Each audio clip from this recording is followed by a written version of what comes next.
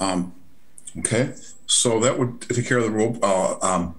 As far as approval of tonight's agenda, we have a request to move item F to the beginning of the meeting because so many people have joined us for that. So with that in mind, would somebody like to motion to, well, I guess I will make the motion to approve tonight's agenda and also moving item F to the front of the pack. I'll second that. Okay, all in favor? Aye. Aye. Are there any nays? Okay, then let's do that. We'll start the meeting tonight. Oh, I'm sorry. Approval of the minutes from the last meeting. They look fine to me. I don't know. Anybody else? Do we have a motion to approve those meeting minutes from the April 20th meeting? Motion to approve. Second. Okay, all in favor? Aye. Aye. Aye. Any opposed? Okay, the ayes have it. Let's see. Okay, regular business. We're going to skip now to item number F, and the public meeting for report on phases 2, 3, and 4 of the intensive survey update. And they've already and Stephanie, who did you say was going to handle that? So we have Rowan from Legacy Architecture and Jason Tisch from SHPO. This portion of the meeting is going to be a public meeting. So once the presentation is complete, if anybody has any questions, comments, or feedback from the public, please feel free to unmute yourself. Or there's the raise the hand function within Zoom if you'd like to use that as well, and I'll keep an eye on that if anyone has any questions for the presenters. So Rowan, if you want to take it away, I believe that you are first up. Okay, well, hello everyone. It's good to see you all again and hear from you. My name is Rowan Davidson with Legacy Architecture. We conducted the first phase of the intensive survey of Green Bay and most recently completed the second, third, and fourth phases as well. Can I share my screen as well, Steph? Yes, you should have access to that. If not, let me know. Okay, I'll go right ahead and do that then. All right. Just a quick little PowerPoint for everyone to share. What is the purpose of these intensive surveys? Well, first and foremost, and Jason will probably talk about this as well, is it's to identify structures and districts and pretty much any kind of resource that has architectural integrity and or historical significance and therefore is potentially eligible for a nomination to the National Register of Historic Places. And in addition to that, we try to make these documents as thorough as possible, as does pretty much all consultants who work on intensive surveys. And so these also can serve as historical documents for public awareness, history and architecture in the city of Green Bay. Surveys are conducted with a reconnaissance survey. It's essentially one or two people, usually in a car, with a bunch of maps and a computer and spreadsheets, and of course a camera, driving around, documenting everything that we possibly can see and updating the information which already exists in the architectural and history inventory managed by the Wisconsin Historical Society. All of that is then followed by research on, again, the architecture of usually buildings, though sometimes other sites as well, and historical research on the city of Green Bay specific to the survey phase areas that we were working in. Then we evaluate the significant resources. We consult with SHPO, the State Historic Preservation Officer, in determining which of the things that we have found might possibly be eligible. And then the report is written. This one is about 250 pages, and it's broken down into a bunch of different sections. The way that we evaluate the significance of resources and the way that SHPO does as well is based on criteria for the National Register. There's really 4 categories.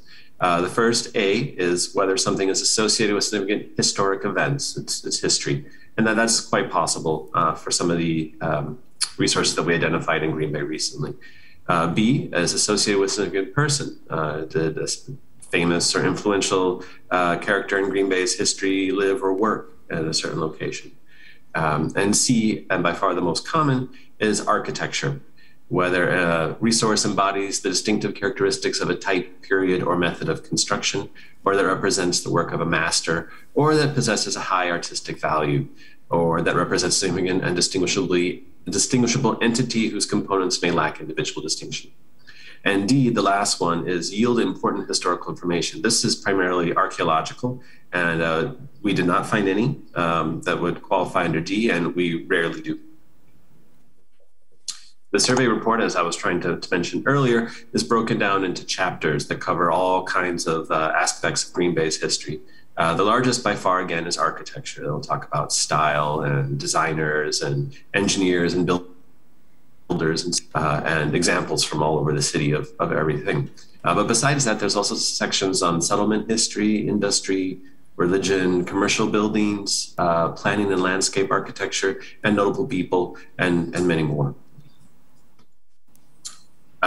For this 3 phases of the survey that we just completed, the results on the eastern side of the Fox River, downtown, Aster, north of the East River, and then also the northwest side of the city as well, we found 1,150 resources of historic interest that were identified and cataloged, and 707 previously surveyed properties that no longer possess integrity. These are resources that we also took a picture of, documented, and are included in the report, but are deemed to no longer have architectural integrity, which really means they no longer resemble what they originally were. Siding, additions, and so on and so forth. Among all of these, around 1,800, we identified 19 resources that are potentially individually eligible for listing in the National Register of Historic Places. And beyond those 19, 4 other church complexes, usually on a single city block, that could be nominated altogether, half dozen buildings or maybe less, and then 2 large residential districts, which I'm going to talk about in a little bit. I'm just quickly going to go through the ones that were individually eligible, potentially individually eligible, as the results of the survey. This first one is the Christensen House. It's on Cherry Street. It's a Second Empire dating from 1860, remarkable in its age and also its integrity to its style. Another is the Central Assembly of God Church, also on Cherry Street, built just a few years later. It's an excellent example of a wood surviving Greek Revival church, quite uncommon. And this one is unusual too. This is Christensen House. It's on Irwin Avenue, and it's a simple brick front gabled house from the mid-19th century, built in 1868. This is remarkable in and of itself that Green Bay, especially this part of Green Bay, was dotted with these buildings at one time 150 years ago, and perhaps 100 years ago as well. But very few of them remain, certainly ones that have architectural integrity. This one likely does because it's been well cared for and also because it is masonry construction. This house is also, and probably most notably known in Green Bay, as the childhood home of a very famous Packer, Lambeau. Curly Lambeau's childhood home. He went to school across the street as well. So this could actually be nominated for its association with Lambeau, but also for its architecture as well.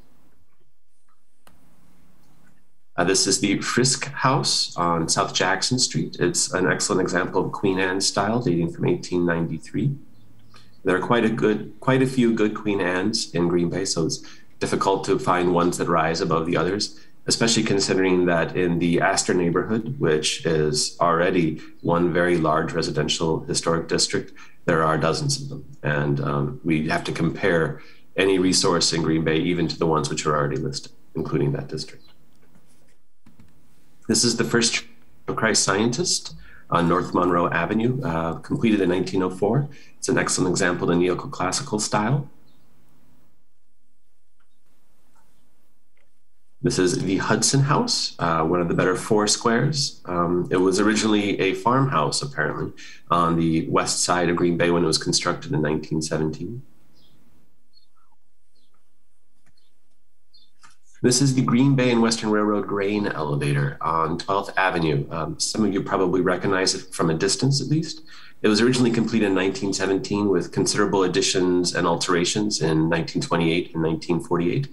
It's a stylistic utilitarian, which means that it doesn't have a style as architecture per se. It is essentially an industrial utilitarian building, but its history related to the railway and related to food transportation, packing, and distribution in the history of Green Bay is remarkable. Another industrial building, this is the Warnig or Cobb Sunlit Bakery on Cedar Street. It's a production shed type, completed in 1923. And this is the Vanitin House on North Baird Street. It's one of the finer bungalows in the city, completed in 1926.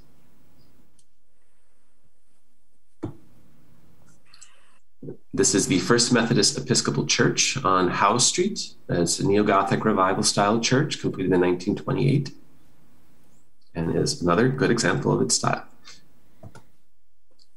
And for history, getting back to the industrial history of Green Bay a little more, this is the Northern Paper Mills office. Not the whole mills, just the office buildings in particular.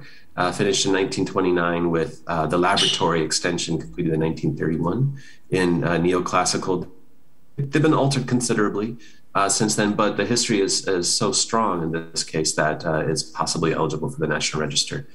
Basically, have any of you ever used toilet paper? And it's not something we think about very often, but modern toilet paper is something that is significant to the history of Green Bay, and this is essentially where it was developed. This is the Grace Manor Apartments, located on South Monroe Avenue, done in the Mediterranean Revival style in 1931.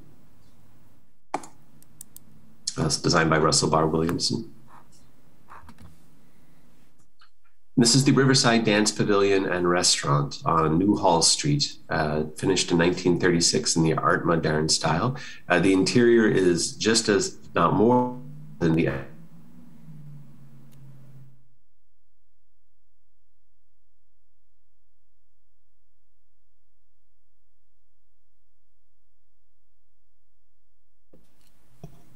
Is he frozen for everyone else too? Yep. Okay. Yes. I can text him. In our survey area, or other iterations of the same firm.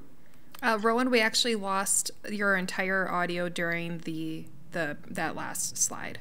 Oh, sorry. Can you hear me now? Yes. It says my internet is unstable. Okay. I'll repeat this one, or this one. Which did you want to hear about? Riverside. Okay. This is the Riverside Dance Pavilion, Art Moderne building built in 1936. An entertainment venue since the 1930s in Green Bay with long history of hosting many important acts and entertainers. And the interior arguably has even finer integrity to its architecture than the exterior does to this day. This is Fire Station number 3, Georgian Revival style fire station on the west side, completed in 1937 and designed by one of the Berner-Schober architects who, as I said, designed about half of the architect-designed buildings that we actually included in our survey, including this one, Washington Junior High School on South Baird Street, completed in 1939 as one of the finer schools. It still has its architectural integrity, recognizable as an Art Deco building from that period. This is the Malcor Funeral Home on North Baird Street, completed in 1946 in the Colonial Revival style. Also potentially eligible. And this is Eugene Brewski and family's house, 1334 Kellogg Street on the west side. It's a ranch house, obviously, with quite a great deal inspired styling, completed in 1954. This is one of the nicest ranch, both in terms of integrity and also architectural distinction in the city. Ranch houses are increasingly becoming a subject of possible National Register nominations. And this is Fire Station number 2 on University Avenue, done in kind of the modernist style popular at the time, completed in 1964. Green Bay actually has quite a lot of what we would call brutalist architecture of that period, concrete and masonry, off-kilter designs, far more than many other cities in Wisconsin. So this is one of the finer examples of it. And this is the Green Bay Housing Authority's Mason Manor, completed in 1971. It was by far the largest public housing development in any city outside of Milwaukee in the state at that time. And obviously is in a contemporary apartment building with a great deal of integrity. And last but not least, we're kind of pushing at the boundaries of what can be nominated to the National Register of Historic Places. Typically, there's a 50-year rule in place where something has to be at least 50 years in age if there isn't some other concern to be nominated. This breaks that mold. This is not quite 50 years old. The first portion of the First Northern and Savings and Loan Bank was completed in 1975 on North Monroe Avenue. And the addition, which is very similar and equal in scale, was completed 4 years later to the same building. It's a great example of its style, both on the interior and exterior, and someday could be potentially eligible for the National Register of Historic Places. Beyond the individual buildings, like I mentioned, there's other complexes and districts, groupings of buildings and resources that are also potentially eligible.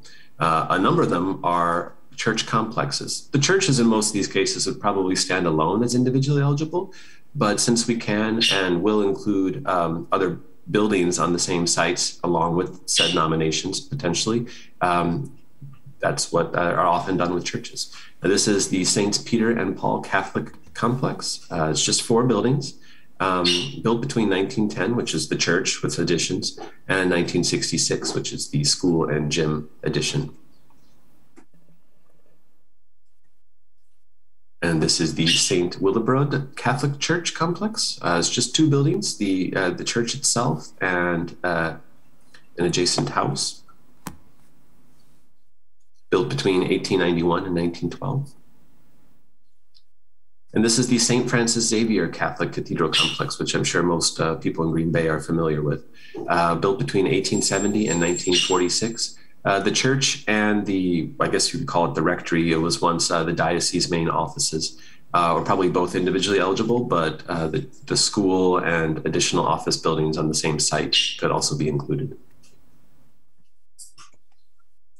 And this is the St. John the Evangelist Catholic Church Complex, built between 1911 and 1932 on St. John Street. And as far as larger districts go, we did identify 2 large residential districts, almost entirely houses. The first one is the Aster Park Historic District. It includes 155 contributing buildings and 22 non-contributing buildings, all built between 1869 and 1957. Many of them are just vernacular wood frame builders' homes. Quite a few are bungalows, and many other examples of the revival styles popular from the 1910s to the 1930s. It's quite large. Obviously, as you know, it's not Aster, which is immediately to the west. This is on the other side of Webster Avenue, and is often sort of the smaller, more middle-class versions of the same styles and same forms which you see in Aster. And this is the ranch district, centered around that ranch house I actually showed earlier, the Brewski house. On Kellogg Street on the west side, there's 30 ranch houses. All of them would be contributing since they all maintain their architectural integrity. Most of them are masonry ranches, sometimes with colonial influence. And it makes a very nice little district. All of them built between 1953 and the latest one in 1966. So all of those would be potentially eligible for the National Register of Historic Places. And that's what we found in our recent phase 2 through 4. Any questions or comments? I'd just like to reiterate, I think I've talked to many people who are on this meeting on the phone or via email. If something is eligible, that does not mean that we will immediately list it on the National Register. This just gives us the information in case we wanted to move forward with that registration process. There's a significant amount of time and money that goes into that, and we are concentrating currently on updating the intensive survey throughout the entirety of the city. So I think we have 4 or 5 more phases left of that to do, and then we would look heavily at doing some more some nomination packets at that time. But if anyone from the public or from our commission have any questions about this, please feel free to unmute yourself and begin asking them at this point.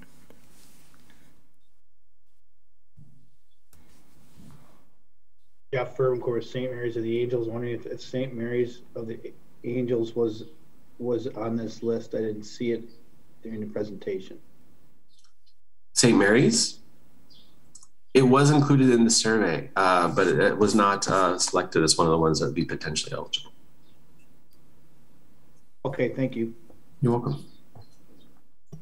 We share a lot with SHPO, with the Historical Society, and not everything always makes the grade, I'm afraid. But doesn't mean that it can't be. It just means that on our initial findings, it wasn't included.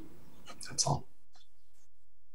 Hi there, I'm Chad. I jumped in a little late and I wasn't sure. I had some interest in the cannery off of Main Street, which houses the art garage, and we were just curious if that was looked at. Well, I'm trying to remember which off of Main Street, cannery. It'd be near Main and Baird. And Cedar. Yeah. Cedar. I believe that is also in the report. Again, I'd have to say the same thing, though. We did look at a lot of them and did share a lot of them in this case. It was a very large survey area in the end. I don't think it is one of the ones that we obviously outlined as potentially eligible, but it doesn't mean that it could not be. Okay. Yeah. Thank you. Mm-hmm. Casey, you can go ahead and unmute yourself. Hi, my name is Troy. Actually, I'm the owner of a Queen Anne that's a couple doors down from one that was eligible on there. And I was just wondering, 802 East Walnut, excuse me. I was just wondering, I mean, if I'm not on the list, does that mean, it was my goal to eventually get to be on the National Historical Registry. So what would be the next steps for me to, become eligible or look into that? You can actually, just because it didn't make the list in this report doesn't mean that it isn't eligible. As I said, we actually looked at lots of Queen Anne's. There are quite a few good ones in the city. Yours, I believe, was also included. So it will be in the report, which will give a little bit of background actually to the next step for you, which if you were interested in nominating it, would be to pursue with a questionnaire to the Wisconsin Historical Society. You could either do that yourself or you could hire someone to do it along with you. And then you'd send in basically documentation, photos, a little write-up on its history, things like that. And then SHPO, the State Historic Preservation Office, would review what you sent and get back to you with the letter, usually in about a month, sometimes even less. Okay, thank you. You're welcome. I think Jason Tisch may be able to address some of that a little better than I can as well, the process.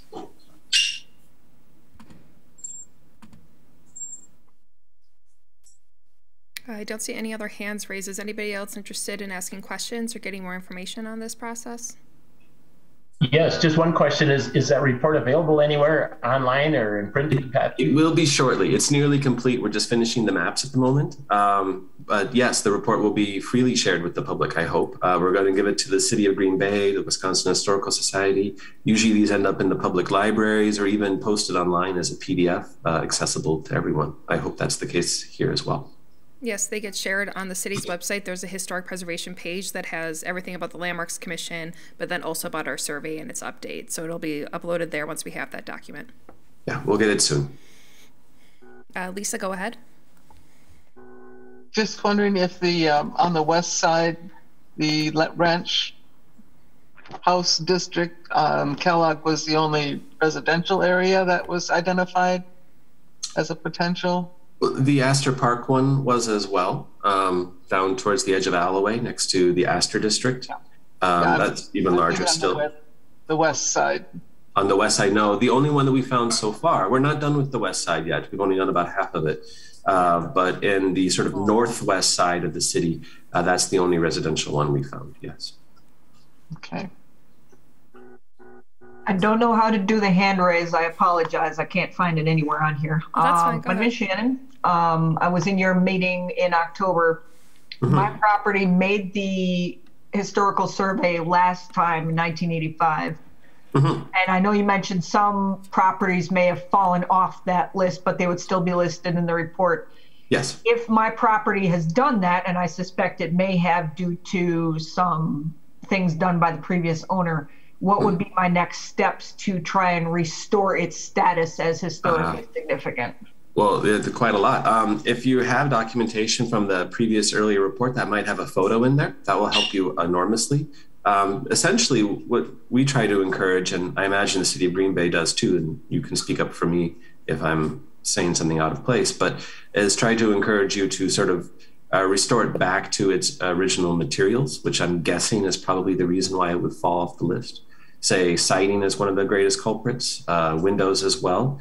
If the previous owner maybe covered it in vinyl or something like that, we would keep it but we would take a photograph and so on, but we would remove it from the list, as it were. If it's, say, vinyl sided when it was originally wood sided in the 1980s, as an example, that would be one case. You could return it back to wood. Essentially, it's basically just an effort in maintaining the historic appearance of your property. Okay. In the case of a porch, those are, because it was redone, it is now up to code, whereas the original configuration of the porch would not be up to modern code. How do you guys handle that? That is tricky. Sometimes those two conflict. Often they conflict. There are ways around that. That comes more into the design of the porch that you make. I don't have a picture of your porch offhand to say for sure, but there are ways that we can do that, or Green Bay can also assist you in directing you to people who can. Okay, thank you. You're welcome. It's not out of the question. It can still happen. Yeah, it's mainly the height of the railing is probably the biggest issue. Okay. Yeah, Yes. that again, yeah. We run into that quite really often. We're trying to find a way within our code to remedy that situation, but generally speaking, we just take it case by case and try to work with the applicant to find a proper design that would be historically sensitive as well. Okay, thank you. Any other questions?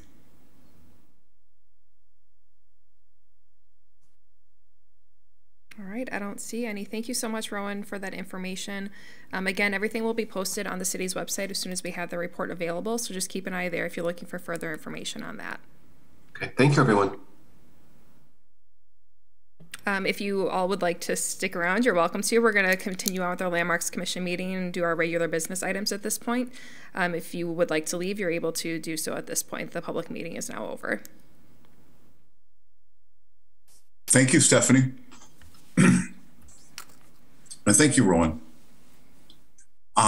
So we are now moving back to item E, regular business. The first item being Certificate of Appropriateness 22-04, consideration with possible action on an updated design review for a lift located at 722 South Monroe.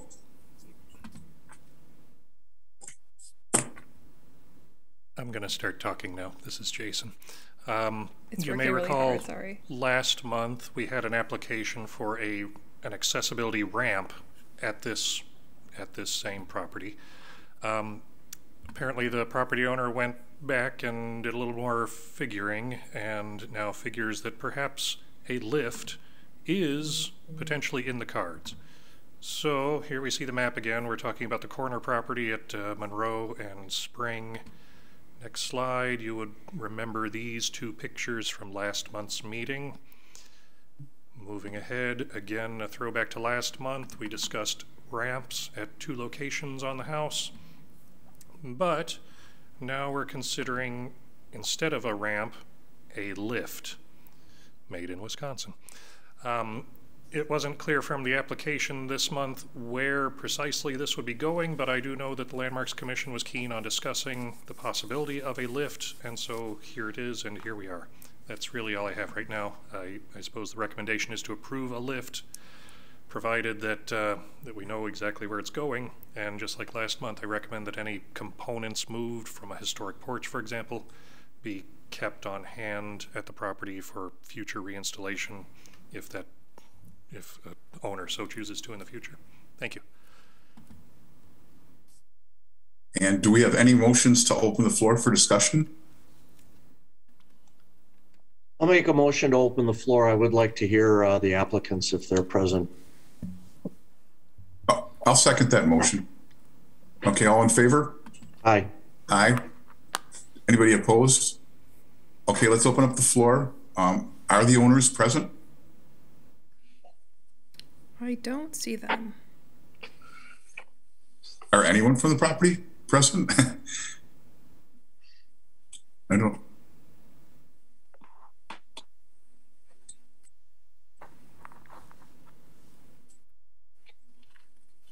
David, is there something that you would like to add? Well, would we have to close the floors before discussion? Sure. Do we have a motion to close the floor? I'll make that motion, close the floor. Second. All in favor? Aye. Aye. Anybody opposed? Okay, the floor is now closed. Yeah, I advocated this and suggested they come forward because I'm familiar with these devices and they're entirely suitable. In fact, it's much better in alignment with our interest as a preservation committee that this is a much lower profile. Knowing these devices, I think likely it's going to be on what I believe is the northern end of the porch, immediately adjacent to the driveway. Just because if this is a wheelchair-bound person, they're unlikely going to want to move through the lawn, particularly in the winter. So more than likely, it's right there adjacent to the driveway, little narrow strip. Because of that, I absolutely would approve this. And that is a motion? I'll make the motion to approve as requested. Do we have a second? I'll second. Okay, all in favor? Aye. Aye. Anybody opposed? Okay, the ayes have it. Motion is approved. Item number 2, Certificate of Appropriateness 22-11, consideration with possible action on a design review for a carport removal located at 625 South Quincy. So here you see on the map 625 South Quincy. It's a nice house in the Aster neighborhood. A few photographs. At the top left you see a nice photograph of the house, and I want to draw your attention to the little 2-car garage to the left. Below that, a clipping from the 1936 Sanborn map, just to show you that indeed a garage was there in 1936. Looks like perhaps the 2-car garage. Then if you move over to the right side of the screen, this COA is proposing removal of the carport lean-to addition to the historic garage. So that's it there with the shallow lean-to roof. And below that you see a side view with the gray asphalt shingle siding and the rafter tails. That's in the bottom right. So in short, Landmarks Commission staff, that's me, recommends approval of the request to remove the 1-story lean-to carport addition on the existing garage. It's an old carport, but it's a later addition, and regardless of whether it's present or not, it's largely hidden from view by the house from any public right-of-way. Thank you, Jason. Do we have any motions to discuss this, to open up the floor for discussion? I'll make a motion to approve as submitted. I'll second that. Okay, all in favor? Aye. Aye. Does anyone disapprove? No? Okay, well, the ayes have it. Motion is approved. Item number 3, Certificate of Appropriateness 22-12, consideration with possible action on design review for a new sign located at 400 South Washington Street. I think we'll mostly remember this one as well. It's come to the Landmarks Commission not too long ago for doors and window changes. So on the map you see we're talking about the former train depot along the river, South Washington Street. At the top right is a relatively recent street view of that same depot. And at the bottom right you see an artist's concept drawing or computer rendering of what the proposed sign near the bottom left of that image will look like. So, moving ahead, here's some details on the sign. Looks like 8 feet wide by about 3 foot something tall in copper and other shade of copper. And snazzy dressed mannequin next to sign. Probably won't be there, but that's okay. Recommendation is to approve the sign. And we don't so much get into landscaping, so I'm not too worried about that. Thank you. Thank you, Jason. Would anybody like to motion for discussion or for approval? Motion to approve as presented. Second. No one wants to discuss, correct? All in favor? Aye. Aye. Anyone opposed? Okay, the ayes have it. Approved. Item number 4, Certificate of Appropriateness, consideration with possible action on a design review for a new driveway and retaining wall located at 1130 South Monroe. So here we're talking primarily about a driveway that is shared between adjacent houses. The application's coming to us under 1130 South Monroe, but it also has to do with the house immediately to the south of that. Here you see 1130 kind of in the center of the oval with I forget the number of the house to the south, but that's where we're at. So that driveway in between there. Next slide shows us some details. At the top left, we have a street view. 1130 South Monroe is on the right-hand side of that top image, and then the kind of Japanese-inspired bungalow on the left side. And we're talking about the driveway in between the two, so if I can draw your attention to the large vertically oriented picture on the right hand of the screen. Welcome to my colorblind world, ha ha ha. I'm not that colorblind, but you can see where somebody's sketched in with kind of a paintbrush thing the boundaries of the proposed work site. Here I want to call your attention to the house itself. The southern wall, that's the right-hand wall, there's a dormer there. I think the proposal calls for the driveway to be widened to a point right up to the exterior of that southern wall. Beyond that, you see the proposed scope of work includes the parking pad where the pickup truck is located in the right-hand side photo. And yes, we have other photographs here. So at the bottom left corner, that's a view of the driveway looking towards the river in between the two houses. Again, you see what's currently kind of a grassy area along the southern wall of 1130 South Monroe. The second photograph centered in the bottom of the screen, that's another view of the driveway looking from the river out towards South Monroe. And again, you see a gravel area and a grass area. My understanding is that that gravel area and grass area would become a widened driveway pad, which is probably fine. But what's the next slide say? Maybe I'm mistaken. All right. Recommendation is to approve the request. I do think that it's prudent for the property owner to give some consideration to drainage issues. Having a impermeable surface right next to the house wall might cause problems down the road or down the driveway. But I don't know that for sure, and I don't know if they've already thought of that. And, well, I'm going to leave it to you to discuss if you think it warrants discussion. So, thank you. Thank you, Thank you, Jason. Do we have any motions for discussion? Open the floor. I don't want to open the floor, but I would just point out that for the property owner to make certain that their contractor applies for the appropriate permits with the City of Green Bay. They're going to be working in the public right-of-way, and the Department of Public Works is pretty specific about the apron and the sidewalk replacement, so we don't want to get them caught up in having that improperly constructed.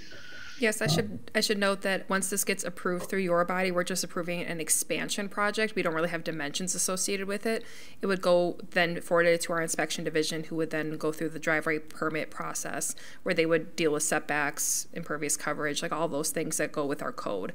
So we are just doing is the expansion in general an okay project for a historic home? So it doesn't necessarily grant any dimensional information with this application. Thank you for that, Stephanie. Well, with that in mind, do we have any motions to approve the measure? I'll motion to approve it. I'll second. All in favor? Aye. Aye. Aye. Any nays? Okay, the ayes have it unanimously. Item number 5, a Certificate of Appropriateness 22-15, consideration with possible action on a design review for new siding located at 945 South Jackson Street. So 945 South Jackson Street is a corner lot with 2 facades that are right adjacent to a public right-of-way. Here it is. You see it's not too far from the hospital corridor. But moving on, next slide. What do we have? This is a photograph that I took in November of 2019. I just want to point out that as we were taking notes on properties, this one at that time had the historic shingle siding and the presumably original windows. It's a contributing property in Aster, built sometime around 1919 per the National Register nomination paperwork. Next slide. 2 photographs that I took today. Just pointing out that in 2019, there was a COA that was approved for some chimney work. I think that was a staff level COA. I note that the windows have been replaced sometime between November of 2019 and today. We don't have a COA on file for that, so that's some homework for Stephanie and myself. Moving on to the next slide. What we're talking about today is a COA application to replace all of the wood shingle siding with new vinyl siding. And what's proposed is a shingle style siding in, I think that's a brownish color. It will be in white. It would be in white. Okay, so shingle style siding like what you see there in white on the front of the house, and then a clapboard profile vinyl siding elsewhere on the house. So, you know, as we heard from Rowan earlier, there are 4 criteria under which a property can be added to the National Register. Excuse me, too much soda. So criterion A is event, loosely speaking. Criterion B is association with a person. Criterion C is architecture. Criterion D has to do with archaeological type stuff. Beyond those 4 criteria, there's also the 7 aspects of integrity. So a property has to meet one of those 4 criteria, and it has to have integrity. Here's how you figure out if it has integrity. There's location. Is it where it was constructed? Is the setting still historic? You know, think of the little house in the movie Up. It was surrounded by big office buildings. The setting was compromised. Integrity of design. That's does the thing still look like it did back in the day? The form, the plan, the space, structure, style. Materials. These are the physical materials of the property, including siding and windows. The workmanship. Workmanship is evident in how the materials were put together, perhaps in wood carvings, or in the case of exterior siding, that somebody had to nail up the shingles. Then you have feeling. Does the property feel like it did back in the day? Does it give you that aesthetic or historic sense of a period of time? And then association is the direct link between the property and any people or events with which the property was associated when something happened. These are all taken, of course, from the National Register criteria for evaluation, and I wanted to call your attention to these 7 aspects of integrity because I need to address each one when we talk about replacing siding on a building. And I color-coded it because I'm all about colors today. So if you replace the siding on a house, or if you give a, what was it, if you give a mouse a cookie? Mouse a cookie, thank you. It's like, it's not a penguin, a cookie. No, if you give a mouse a cookie. Location, there's no impact on the integrity of location in replacing the siding. As far as the setting is concerned, the setting is not impacted for that one particular house, but for every house around it, the setting is impacted. So here I'm talking about a district-wide issue where vinyl siding impacts the setting of the neighboring houses. Design, similarly, some impact, particularly where we're talking about replacing shingle siding with clapboard-style siding. Of more dire consequence, we have materials. The integrity of materials would be severely compromised by the replacement of the siding on the house. Generally, the wholesale replacement of historic siding with new vinyl siding is sufficient to delist an individually listed house or to convert a contributing property to non-contributing within a district. That doesn't happen automatically, but at some future point, if the homeowner wants to apply for tax credits, they may find that they are then being delisted or, you know, demoted from contributing to non-contributing. Workmanship, again, kind of a cautionary area here. The new siding effectively erases any historic exterior workmanship. Integrity of feeling. New vinyl siding is not compatible with the feeling of a 1919 house or a district notable for early 19th century through early 20th century houses.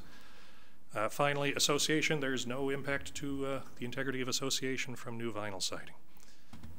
So the recommendation is to deny the COA application. As proposed, the work is incompatible with the Secretary of the Interior standards for rehabilitation.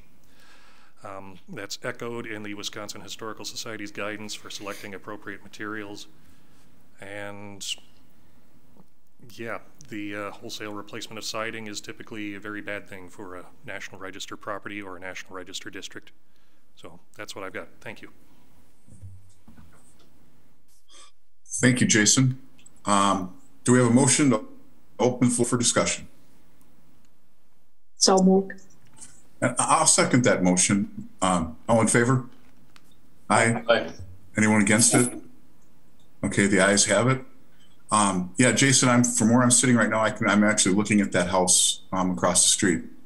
And I will say, I understand that they need to do something with it because there's hardly any paint left on it, and what is left on it is peeling off of it. If you were there today, you would have seen that as well, obviously, because I walked over there today myself, and obviously they do need to do something. But the idea of vinyl is, I guess I would ask, is the homeowner present to discuss this, or anyone from the property present?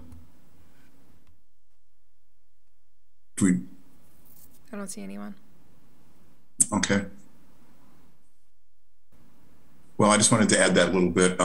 Like I said, obviously they're going to need to go somewhere, but that particular siding, I mean, like you said too, as far as the feeling in the neighborhood and all that, I would have to add that from where I sit, I don't think that would look quite right. So I guess I would put forth a motion to deny the application. Do we need to close the floor? Oh, do we? Yes, I'm sorry. Motion to close the floor. Second. Okay, all in favor to close the floor? Aye. Aye. Okay, and then I would go forward and make the actual motion to deny the application based on, what's put forth so far. There's ways to fix those tiles and ways to make that house, whole. So I would put forth that motion. Second. Okay, all in favor? Aye. Aye. Aye. Anyone against that motion? Okay, then the motion or the denial carries forward. So we're denying that application. Back to item F, informational. We are on number 2, staff level COA applications. So we had a handful of them. First up, I've got 637 South Monroe, a partial driveway replacement. The portions to be replaced will be same dimensions, same material. Being colorblind, I'm sure it'll be an exact match as well. So regardless, we've approved that. Next up, this is replacement fencing on the north side of 1008 South Webster, 77 feet of fence. It's going to be replaced with basically the same stuff, treated pine. I can't see it from any public right-of-way, so I think it's where I've drawn the arrow. So that's a good thing, right? And replacing it with nice pine boards, that'll be a good thing too. Next up, a COA to replace a flat roof at 631 South Quincy. So at the top right, you see a picture of 631 South Quincy, and you might say to yourself, where's the flat roof? Well, it's behind there. It's got a little flat roof section on the back, not visible from public right-of-way, that we've approved to replace with a new flat roof. I also, after putting together this PowerPoint presentation, approved a COA for storm windows at 702 South Monroe. It's a big Italianate. New storm windows with the restriction that they be flush mount type and painted, not anodized finish. I believe they were going to do, it's got the little soft elliptical tops to the window openings. I think they're going to do a wood portion up there, and then the rest maybe is a metal frame, but we'll see if there's any objections to the painted finish on the whole works. So that's all I've got for staff level COAs this month. Thank you. Thank you, Jason. Item number 3, review city raised repair orders and demolitions. There were none this month. Okay. Item number 4, staff update. No real staff update other than fielding many calls about our public meeting. We will have the story maps that our intern created uploaded tomorrow onto our website. So those will be good. I'll be putting out a blast on Facebook and then emailing any interested parties so that way they know those are available, so people are able to do walking tours this summer with those. I think they'll be very beneficial to the neighborhood associations in these areas, so that way if they wanted to promote any walking tours as well, they'd be able to do them on their own without needing any staff assistance. So really looking forward to that. Last month we had at the end of the meeting discussed wanting to have a discussion about options for how we're going to host these meetings. So right now we're doing virtual only. Some other city meetings are doing a hybrid model where people from the commission and the public are able to either log in remotely wherever they're at or come into council chambers at City Hall. That's where Jason and I run these meetings from. So that is an option. With that, each individual would have to come with their own screen. So you'd have to bring in your own laptop, iPad, whatever you're using, because you'd still have to have the ability to log in to be viewed just as you would at your home. Our redevelopment authority just went back to in-person only, and I am personally opposed to that model. I think that it is beneficial to the community to have a hybrid option available if it's not going to be all virtual, so that way people are still able to just log in wherever they're at, and then give people the option to come into the building if they're more interested in doing that. So I really leave it up to you if you want to stay virtual only or do a hybrid model. I would just ask that we determine that at this meeting, so that way I can figure out the nuts and bolts of that before June.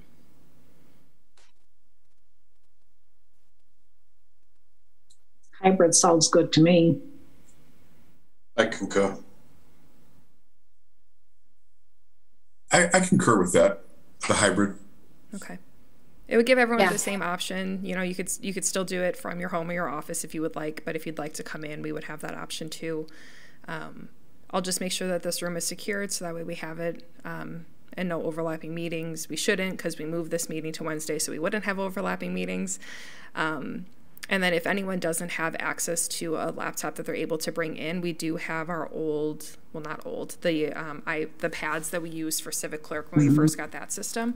So if anyone needs that, we can certainly set those up, but it's just easier if people bring their own at this point, because I am not a tech savvy person. If those crash, they'll just be crashed. So I'll work that out with our IT department and send out an email about that. And then going forward, we'll do a hybrid model, and I'll have that on our agenda, that it will either be within chambers or the availability to log in via Zoom. Good? Sounds good. Do we need to... Pardon me, will we get new parking permits? Yes.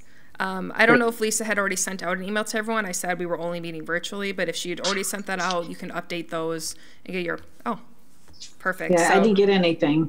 Okay. I'll follow up with her, but if you need a new parking pass for City Hall, we'll get you set up with one. I got one. Okay. Okay. Do we need to vote on this this motion? No? Okay. I just needed some direction before I made any. Number 5. I'm sorry. Oh, sorry. I was saying I needed direction before I can make a decision on that. So. Oh, I see. Okay. Item number 5, date of the next meeting is Wednesday, June 15th. I would like to just tell everybody about one quick thing. Through Green Bay Neighborhoods, the Aster Neighborhood Association, we are going to be doing a band in the park on the 3rd Tuesday of June, July, and August. June is already secure, June 21st, and Big Mouth will be playing in the park.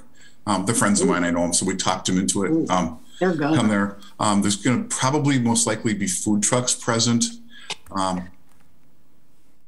We're not sharing this widely because we want to keep the crowd reasonable, because with the city, if you get too big a crowd, then you need police, you need other things as well. So we're trying to keep this manageable within the neighborhood. I do believe July is the Chocolatiers. And then August is going to be a jazz band, Chris Salerno. So again, they're all kind of set. What we're waiting for is to find out if we get the funding that we applied for. We are going to sponsor the first band, though, out of our own pockets with the association. So just wanted to share that with everybody. So kind of keep your eyes and ears open, or look at the Aster website and you'll see more about it. Great. The Aster Neighborhood Association. So with that, do we have a motion to adjourn? Motion to adjourn. Okay, and do we have a second? Second. Okay, all in favor? Aye. Anybody opposed? All right, good night, everybody.